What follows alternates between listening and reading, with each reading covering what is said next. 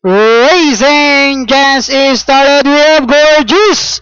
Chelsea break quickly restart, running by the really short. As ever, then next on Lenny Santino's best, then followed by Zoe Indering him Papawita, rushing about the yards. That is Firecrackers, while all too well is the early trailer by about 10 lengths of the leader, and going along for the first turn. We have the pass is stepping Gorgeous Chelsea on its favorite position as the pace setter, enjoying a 4 lengths lead. Right behind in second is short. As ever, Zoe Indering is racing in third, and in fourth comes him Papawid.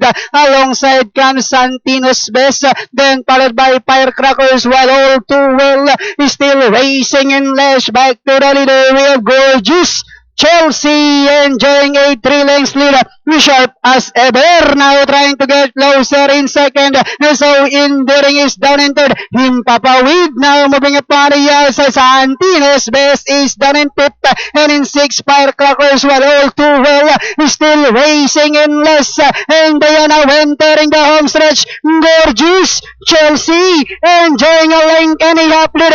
Sharp as ever. So Indering is on the outside. Santino's best, him Papawid, with about 150 meters more to run. We are short as ever. Now moving upon the outside to take the lead. When moving upon the outside, now is Zoe Indering and fire is Sharp as ever. Second is Zoe Indering, then comes Gorgeous Chelsea, Santino's best, him Papawid.